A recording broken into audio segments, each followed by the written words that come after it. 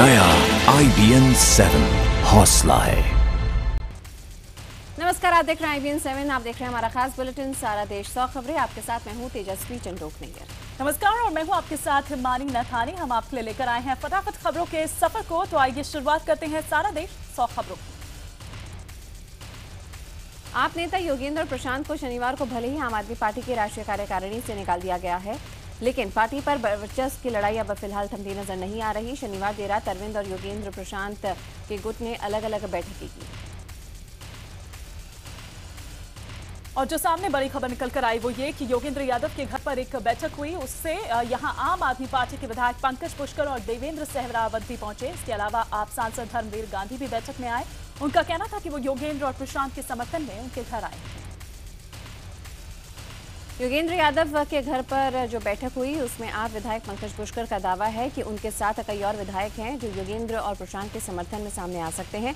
पंकज का दावा है कि योगेंद्र प्रशांत के साथ कुछ हुआ तो उससे आम कार्यकर्ता आहत है। योगेंद्र और प्रशांत गुट के सूत्रों की अगर माने तो योगेंद्र के साथ कम से कम 10 विधायकों और 2 सांसदों की हमदर्दी है। सूत्रों का यह कहना है कि आम आदमी पार्टी के कई बड़े नेता भी योगेंद्र और प्रशांत के साथ हैं। सूत्रों का यह भी कहना है कि दोनों नेता जल्द ही अलग पार्टी का ऐलान कर सकते हैं। योगेंद्र प्रशांत गुट के मुताबिक उनकी बैठक में कोई बड़ा फैसला नहीं हुआ है, बस इसमें वही लोग आए थे जो राष्ट्रीय परिषद में भाग लेने दिल्ली के बाहर थे। योगेंद्र के मुताबिक बैठक में स्वराज को आगे बढ़ाने के मुद्दे पर चर्चा हुई है। जंगपुरा पहुंचे योगेंद्र और प्रशांत के समर्थकों ने उनके पक्ष में जमकर नारे भी लगाए। इनका कहना था कि ये लोग योगेंद्र प्रशांत के साथ हैं और अरविंद गुट की नाइंसाफी से खासे दुखी हैं। बुधवार शनिवार के दिन की बात करें तो हाई ड्रामे के बाद रात यहां पे अरविंद केजरीवाल और गुट की बैठकों का दौर चलता रहा। ये बैठक अरविंद केजरीवाल के घर पर हुई। अरविंद केजरीवाल के घर हुई इस बैठक में गोपाल राय, संजय सिंह, आशुतोष, आशीष खेतान, आशीष तलवार और दिलीप पांडे समेत कई नेता शामिल हुए। योगेंद्र प्रशांत को बाहर निकाले जाने के बाद ये पहली बैठक के बाद बाहर निकले संजय सिंह ने मीडिया को बताया कि फिलहाल योगेंद्र और प्रशांत को सिर्फ कार्यकारिणी से ही निकाला गया है। संजय सिंह के मुताबिक जिन 4 अलग कमेटियों को बनाने का फैसला हुआ है उनमें शामिल होने वाले नामों की चर्चा करने के लिए अरविंद के घर पर बैठक हुई है। इससे पहले आम आदमी पार्टी की राष्ट्रीय परिषद की बैठक में बहुमत से योगेंद्र और प्रशांत को पार्टी की राष्ट्रीय कार्यकारिणी से बाहर कर दिया गया। इसके अलावा प्रोफेसर आनंद कुमार और अजीत झा की भी छुट्टी कर दी गई। आपके अरविंद गुट के मुताबिक योगेंद्र प्रशांत, आनंद कुमार और अजीत झा को पार्टी विरोधी गतिविधियों के लिए निकाला गया है। उन्हें निकालने के पक्ष में 247 वोट पड़े। आपकी राष्ट्रीय परिषद में मीडिया पर बैन था, लेकिन बैठक के बाद पार्टी ने अध्यक्ष के तौर पर दिए गए अरविंद के भाषण की एक प्रति जारी की जिसमें केजरीवाल ने अपना दर्द बयां किया है। अपने भाषण में अरविंद केजरीवाल ने सफाई दी है कि वो किसी से लड़ना नहीं चाहते हैं। उनका कहना है कि अगर पार्टी चाहेगी तो वो संयोजक पद से इस्तीफा दे देंगे, पार्टी के हर फैसले का पालन करेंगे। हालांकि पार्टी ने उनका संयोजक पद से इस्तीफा देने का प्रस्ताव अस्वीकार किया। राष्ट्रीय परिषद के सामने बोलते हुए अरविंद केजरीवाल ने योगेंद्र और प्रशांत गुट पर कई गंभीर आरोप लगाए। अरविंद का यह कहना था कि दिल्ली चुनाव में 2 टीमें काम कर रही थी, एक जीतने के लिए जी जान से जुटी हुई थी तो दूसरी हराने की बात कर रही थी, डोनेशन रुकवा रही थी। राष्ट्रीय परिषद की बैठक में बोलते हुए अरविंद ने कहा कि जिस पार्टी को उन्होंने अपना खून दिया है उसे वो बिखरता हुआ नहीं देख सकते हैं। उनका कहना था कि इसलिए उन्होंने अलग पार्टी बनाने की बात कही थी। तो वहीं परिषद में बोलते हुए अरविंद ने यह ऐलान भी किया कि वो और राज्यों में चुनाव लड़ने के लिए तैयार हैं, लेकिन वो उसी राज्य में चुनाव लड़ेंगे जिसके हर बूथ पर अपना वॉलंटियर तैनात कर सकें। आम आदमी पार्टी की राष्ट्रीय परिषद की बैठक से मारपीट और झगड़े की खबरें भी आईं। बैठक से बाहर निकलने के बाद यहां पे योगेंद्र यादव और प्रशांत भूषण ने आरोप लगाया कि अरविंद ने यहां पर जो भाषण दिया उसके बाद उनके गुट के लोगों ने और बाउंसरों ने उनके साथ हाथापाई की। योगेंद्र और प्रशांत के आरोप के मुताबिक कापासहरा के इस फार्म हाउस में हुई बैठक में उनके खिलाफ खूब नारेबाजी की गई और बाउंसर्स ने कुछ लोगों से मारपीट भी की। आरोप के मुताबिक इस मारपीट को अरविंद चुपचाप देखते रहे। योगेंद्र और प्रशांत के साथ रमजान नाम के एक शख्स भी मीडिया के सामने आए। उनका आरोप था कि बाउंसरों ने उन्हें घसीटा और उनकी पिटाई की। जब उन्होंने अरविंद से इसकी शिकायत की तो वो चुप रहे। आपके अरविंद गुट का यह कहना है कि योगेंद्र और प्रशांत कहानी बना रखे हैं और बैठक में किसी तरह की कोई मारपीट नहीं हुई। हालांकि बाद में आम आदमी पार्टी के कुछ नेताओं ने माना कि बैठक में हो हल्ला जरूर हुआ। इस बैठक से पहले Yogendra Yadav professor Anand Kumar प्रापसेड़ा farm house के बाहर धरने पर भी बैठे हुए नजर आए। अपने चंद साथियों के साथ वो कुछ देर तक सड़क पर बैठे रहे और फिर बाद में बैठक में शामिल हुए। योगेंद्र यादव और प्रशांत भूषण ने आरोप लगाया कि उन्हें गलत तरीके से राष्ट्रीय कार्यकारिणी से निकाला गया है। योगेंद्र प्रशांत के मुताबिक आम आदमी पार्टी में अरविंद केजरीवाल की तानाशाही चल रही है। योगेंद्र प्रशांत को राष्ट्रीय परिषद से निकाले जाने से आम आदमी पार्टी के वरिष्ठ नेता मेधा पाटकर भी बेहद खफा हैं। उन्होंने पार्टी की प्राथमिक सदस्यता से इस्तीफा देने का ऐलान किया है। उनका कहना है कि ये पार्टी भी दूसरी पार्टियों की तरह ही साबित हुई है। आम आदमी पार्टी में मची रार पर विरोधी दल भी जमकर चुटकी लेते हुए नजर आ रहे हैं। जहां बीजेपी ने यह कहा कि आम आदमी पार्टी में बोलने की आजादी खत्म हो चुकी है, तो वहीं कांग्रेस का कहना है कि अरविंद पार्टी लोकतंत्र नहीं बल्कि तानाशाही चलाते हैं। अमेठी में किसानों का हाल जानने पहुंची सोनिया गांधी ने पहली बार राहुल गांधी का बचाव किया। हालात को देखते हुए सोनिया ने यह सफाई दी कि राहुल गांधी वापस लौटते ही सबसे पहले इसी इलाके का दौरा करेंगे। सोनिया ने कहा कि उनके लिए अमेठी और रायबरेली दोनों एक ही हैं। आपको बता दें कि राहुल गांधी करीब 1 महीने से छुट्टी पर हैं। दरअसल रायबरेली और अमेठी का इलाका मिला जुला है, इसी वजह से सोनिया गांधी अमेठी भी चली गई। वोटर्स ने उन्होंने ये पूछ लिया कि राहुल गांधी आखिर कहां हैं।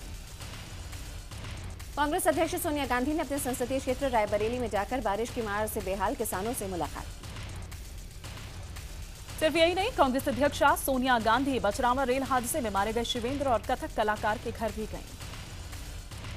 सिंगापुर के पहले प्रधानमंत्री ली कुआन के अंतिम संस्कार में शरीक होने पीएम मोदी सिंगापुर पहुंच चुके हैं। कुआन के सम्मान में आज भारत में भी एक दिन के राष्ट्रीय शोक का ऐलान किया गया है। दुनिया के सबसे खतरनाक आतंकवादी संगठन आईसिस ने आर्ट ऑफ लिविंग के संस्थापक श्री रविशंकर को जान से मारने की धमकी दी है। जिस होटल जेल में श्री रविशंकर ठहरे हुए थे, उसके मैनेजर को मिली चिट्ठी में साफ चेतावनी दी गई है। धमकी में लिखा गया है कि अगर होटल उन्हें अपने यहाँ ठहरने देगा तो बुरे अंजाम भुगतने पड़ सकते हैं। होटल को जो लिफाफा मिला उसी में श्री को जान से मारने की धमकी वाली चिट्ठी भी भेजी गई थी। अजीज कुरैशी को मिजोरम के राज्यपाल के पद से हटा दिया गया है। फिलहाल उनकी जगह बंगाल के राज्यपाल केसरीनाथ त्रिपाठी को मिजोरम का अतिरिक्त प्रभार सौंपा गया है। रामनवमी के मौके पर इधर पटना में सुशील मोदी और नीतीश कुमार एक ही मंच पर नजर आए। जून 2013 में एनडीए गठबंधन टूटने के बाद यह पहला मौका था जब सुशील मोदी और नीतीश एक साथ मंच पर थे। इस मुलाकात में भी दोनों के बीच की दूरियां बरकरार दिखी। नीतीश और सुशील मोदी को जब मंच पर देखा गया तो बीजेपी के तमाम दूसरे बड़े नेता रविशंकर प्रसाद सरीखे भी मंच पर मौजूद थे, लेकिन चेहरों पर तल्खी साफ झलक रही थी। इस मुलाकात में भी दोनों के बीच की दूरियां बरकरार दिखी। नीतीश और सुशील मोदी ने ना तो एक दूसरे की तरफ देखा, ना हाथ मिलाए और ना ही किसी तरह की कोई बातचीत की।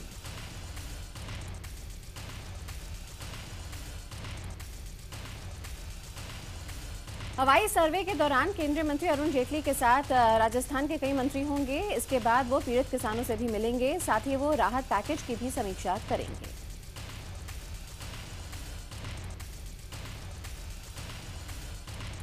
आपको बता दें, बिजली बचाने का संदेश देते हुए कई शहरों में अर्थ आवर के तहत 1 घंटे के लिए बिजली बंद कर दी गई। दिल्ली में राष्ट्रपति भवन, मुंबई में सीएसटी समेत कोलकाता और त्रिवेंद्रम में भी बिजली के उपकरण बंद कर अर्थ आवर मनाया गया। भारत का चौथा नेविगेशन सैटेलाइट PSLV C-27 का IRNSS-1 भी सफलतापूर्वक लॉन्च किया गया। IRNSS-1D के काम शुरू करने के बाद इससे मिलने वाले डेटा का इस्तेमाल सेना की मदद के लिए भी किया जाएगा।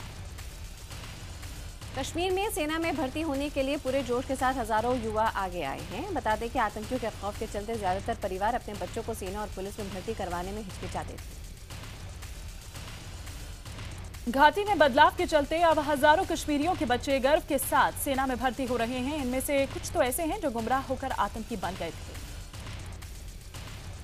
झारखंड के लातेहार में पुलिस और नक्सलियों के बीच हुई मुठभेड़ में 2 नक्सली मारे गए हैं। इस दौरान पुलिस ने एक घायल महिला नक्सली को गिरफ्तार कर लिया है। वो सर्च ऑपरेशन के दौरान घटनास्थल से आधे किलोमीटर दूर मिली है।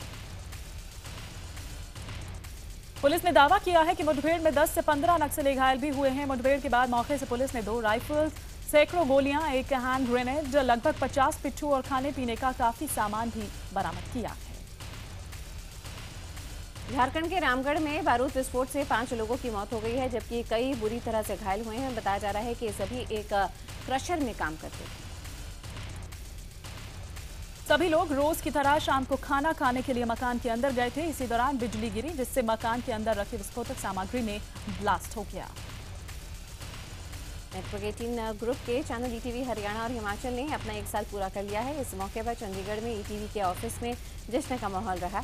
हरियाणा के मुख्यमंत्री मनोहर लाल खट्टर भी चैनल की इस खुशी में शरीक हुए। ईटीवी की खुशी में शामिल हुए मुख्यमंत्री मनोहर लाल खट्टर ने इस कड़ी को मजबूत करने के लिए हरियाणवी भाषा में एक न्यूज बुलेटिन की शुरुआत की। उन्होंने मारी बोली मारी खबर को हरियाणा की जनता को समर्पित किया। छत्तीसगढ़ के धमतरी जिले में एक पागल कुत्ते का आतंक फैला हुआ है। पागल कुत्ता अब तक 9 लोगों को अपना शिकार बना चुका है। ये पागल कुत्ता हालांकि अब भी खुलेआम घूम रहा है। लोगों में दहशत है, खासतौर पर छोटे बच्चों की सुरक्षा को लेकर वो ज्यादा चिंतित नजर आ रहे हैं। मुंबई क्राइम ब्रांच ने पैसों से भरा एटीएम वैन लेकर फरार होने वाले आरोपी अमर सिंह को गिरफ्तार कर लिया है। आरोपी अमर लॉजिकॉश नाम के एक कंपनी में बतौर ड्राइवर काम करता था। वैन बैंक ऑफ इंडिया के एटीएम में नकद जमा कराने के लिए गई थी कि तभी मौका पाकर आरोपी अमर वैन लेकर फरार हो गया। इसके बाद उसने माटुंगा में वैन छोड़ दी और 1.25 करोड़ रुपए लेकर रफू चक्कर हो गया।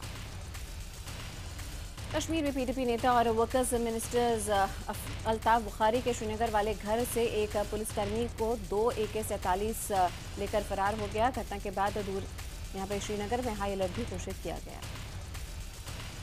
यूपी के रायबरेली में नाबालिग छात्रा के साथ गैंगरेप का मामला सामने आया है। गैंगरेप का आरोप भी 2 नाबालिग छात्रों पर ही लगा है। पीड़ित की माने तो जब वो स्कूल से वापस अपने घर लौट रही थी तो उसके साथ गैंगरेप किया गया। मध्य प्रदेश के दमोह में एक युवक ने हवालात में फांसी लगाकर आत्महत्या कर ली। परिजनों ने पुलिस पर युवक को प्रताड़ित करने का आरोप लगाया। युवक की मौत से भड़के लोगों ने चक्का जाम कर दिया। बता दें कि नाबालिग लड़की को भगाने के आरोप में इस शख्स को पुलिस ने गिरफ्तार किया। कानपुर आईआईटी में वैज्ञानिकों की मदद से छात्रों ने 3 अनोखे मानव रहित एयरक्राफ्ट बनाए। आकार में काफी छोटे ये एयरक्राफ्ट रक्षा के क्षेत्र में काफी उपयोगी साबित हो सकते हैं। एयरक्राफ्ट निगरानी के साथ साथ जासूसी के लिए काफी कारगर साबित हो सकते हैं। इनमें एक फिक्स विंग का क्राफ्ट और एक क्वाड्रेटर क्राफ्ट बनाया गया है। उधर पणजी में एक कपल को ट्रैफिक नियम तोड़ने और बाइक पर अश्लील हरकतें करना महंगा पड़ गया। इनकी फोटो सोशल मीडिया पर वायरल होने के बाद ट्रैफिक पुलिस ने गोवा के होटल से उन्हें खोज निकाला और उन पर जुर्माना भी लगाया। पुलिस के मुताबिक ये जोड़ा मध्य प्रदेश का रहने वाला है और कुछ दिन पहले ही छुट्टियां मनाने गोवा आया था। जम्मू कश्मीर के बारामूला में सरकारी अस्पताल में ग्लूकोज चढ़ाने के बाद 3 लोगों की मौत हो गई। परिवार वालों ने आरोप लगाया है कि ग्लूकोज चढ़ाने के बाद मरीजों ने उल्टी करना शुरू कर दिया और उस वक्त अस्पताल में कोई डॉक्टर भी मौजूद नहीं था। सब डिस्ट्रिक्ट मजिस्ट्रेट ने कबूल किया है कि ग्लूकोज चढ़ाने से कई लोगों को रिएक्शन हुआ। फिर झारखंड के जमशेदपुर में बाइक सवार 2 अपराधियों ने अंधाधुंध फायरिंग कर दी। इस वारदात में 3 लोग घायल हो गए। एमपी के गुना में एक ही परिवार के 4 बच्चों की तालाब में डूबने से मौत हो गई। इस घटना के बाद चारों बच्चे तालाब के किनारे खेल रहे थे। इसी दौरान बतखों को देखने के लिए पहुंचा एक बच्चा तालाब में जा गिरा। उसे बचाने के चक्कर में एक के बाद एक सारे भाई काल के गाल में समा गए। मध्य प्रदेश में बेमौसम बारिश और ओलावृष्टि से बर्बाद फसलों के लिए हो रहे सरकारी सर्वे पर कांग्रेस ने अपनी नजरें गड़ा रखी हैं। कांग्रेस के मुताबिक सर्वे में अगर एक भी गड़बड़ी हुई तो पार्टी उसे उजागर करेगी। इसी रणनीति के तहत कांग्रेस विधायकों और जिले के पदाधिकारियों को ओला प्रभावित क्षेत्रों का दौरा करने को कहा गया है। छत्तीसगढ़ के बलरामपुर में ट्रक ने बाइक सवार सरकारी कर्मचारी को कुचल दिया, जिससे मौके पर ही उसकी मौत हो गई। ये टक्कर इतनी जबरदस्त थी कि मृतक के शरीर के कई टुकड़े हो गए। ट्रक करीब 25 मीटर तक बाइक सवार को घसीटता चला गया। एमपी के उमरिया में अंधविश्वास का मामला सामने आया है। एक मंदिर के पंडों ने 3 मरे हुए बच्चों को जिंदा करने के नाम पर घंटों तक उनके शव को रोके रखा। राजस्थान के भरतपुर में आयोजित रथ मेले में करतब दिखाने को लेकर 2 पक्षों में झगड़ा हो गया, जिसमें 4 लोग घायल हो गए। घायलों को अस्पताल में भर्ती कराया गया, जहां उनकी हालत खतरे से बाहर बताई जा रही है। मेले में अचानक हुए झगड़े से भगदड़ मच गई। ग्रेटर नोएडा के एक अस्पताल में डॉक्टर के ना होने से प्रसव के दौरान एक बच्चे की मौत हो गई। मामला दादरी प्राथमिक चिकित्सालय का है। बच्चे की मौत के बाद पीड़ित के परिजनों ने अस्पताल में जमकर बवाल काटा और डीएम से शिकायत की। डीएम ने इस मामले की जांच सीएमओ को सौंप दी है। यूपी के अमरोहा जिले में एक महिला ने अपने पति को नशीला पदार्थ खिलाया और उसके हाथ पैर बांध दिए। इसके बाद वो अपने नवजात बेटे को वहीं छोड़कर फरार हो गई। जब परिवार ने बच्चे की रोने की आवाज सुनी तो सब जाग गए। करीब जाकर देखा तो उनके होश उड़ गए। कानपुर के सचेंडी में खेतों में शौच के लिए गई महिला को दो युवकों ने बुरी नीयत से पकड़ लिया। विरोध करने पर बदमाशों ने पीटने के बाद महिला को कुल्हाड़ी से मारकर घायल कर दिया। परिवार का आरोप है कि पुलिस से शिकायत के बावजूद कार्रवाई नहीं हो पाई है। साथ ही आरोपियों की ओर से भी जान से मारने की धमकी लगातार दी जा रही है। यूपी के हमीरपुर में शोभा यात्रा के दौरान एक गांव में सीवर टैंक की छत फटने से 50 लोग उसमें गिर गए। हादसे में एक बच्चे की मौत हो गई जबकि 2 दर्जन से ज्यादा लोग घायल हैं। हादसा उस वक्त हुआ जब हजारों की संख्या में लोग शोभा यात्रा के साथ जा रहे थे। जब लोग टैंक पर पहुंचे तो अचानक उसकी छत टूट गई। यूपी के लखीमपुर खीरी जिले में बिजली विभाग के एक ठेकेदार की गोली मारकर हत्या कर दी गई। लखनऊ जाते वक्त अज्ञात बाइक सवारों ने उन्हें गोली मारी। बताया जा रहा है कि बाइक सवारों की ओवरटेकिंग को लेकर ठेकेदार की कुछ कहासुनी हुई। इसके बाद बाइक सवार उन पर फायरिंग करने लगे। यूपी के शाहजहांपुर में उस वक्त सनसनी फैल गई जब एक छात्रा का शव खेत में पड़ा मिला। परिजनों ने हत्या की आशंका जताई है। सूरत के एक प्लांट के कर्मचारी को चाय फेंकने की सजा के तौर पर यहां पे शारीरिक और मानसिक प्रताड़ना दी गई। जीत ने इधर रोड पर बची हुई चाय फेंक दी। आरोप है कि इससे गुस्साए प्लांट मैनेजर जयकांत ने उसके गले पर पोस्टर लगवा दिया जिसमें लिखा था कि उसे चाय फेंकने की सजा मिली है। अजीत के मुताबिक उसने मैनेजर से कहा कि उसने माफी मांगते हुए आइंदा ऐसा नहीं करने की भी माफी मांगी, लेकिन जयकांत उसे यहां तक नहीं माने और लगातार प्रताड़ित करते रहे और मार मार कर बेहोश भी किया। उत्तर प्रदेश के मुजफ्फरनगर में एक मुस्लिम युवक ने न सिर्फ नवरात्र के 9 दिनों तक व्रत रखे बल्कि मंदिर में बैठकर भजन कीर्तन भी किया। मुस्लिम युवक ने रामनवमी पर व्रत खोला। उसके बाद भंडारे में भी अपना योगदान दिया। भारतीय सनसनी साइना नेहवाल बैडमिंटन इतिहास में टॉप पर पहुंचने वाली पहली भारतीय महिला खिलाड़ी बन गई हैं। नंबर 1 बनने पर साइना नेहवाल ने खुशी जताई और कहा कि इस तरह की उपलब्धि से वो प्रोत्साहित हैं। वहीं उनके पिता ने खुशी जताते हुए कहा है कि अब नंबर 1 की पोजीशन को बरकरार रखना बड़ी चुनौती है।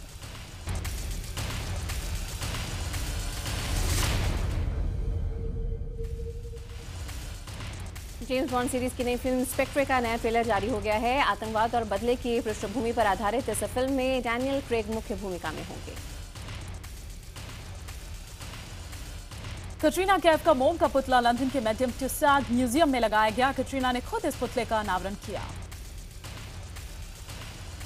अनुष्का शर्मा की फिल्म NH10 की सफलता के बाद अब इसका सीक्वल बनाने की भी तैयारी हो रही है। इसका नाम रखा गया है NH12। सलमान खान ने अपने फैंस के लिए सोशल मीडिया पर अपनी आने वाली फिल्म बजरंगी भाईजान की कुछ एक्सक्लूसिव तस्वीरें अपलोड की हैं। श्रुति हसन ने साउथ की एक फिल्म को बीच में ही छोड़ने का फैसला किया। इस पर फिल्म के प्रोड्यूसर ने श्रुति पर केस दर्ज करने की बात कही। ऋषि कपूर अपने बेटे रणबीर के लिए एक घर बना रहे हैं। रणबीर फिलहाल काठा रोड पर अलग फ्लैट लेकर रह रहे हैं। US singing reality show the voice का इंडियन वर्जन जल्द ही बनाए जाने की तैयारी हो रही है। शो अगले 2 महीने में बनकर तैयार होगा।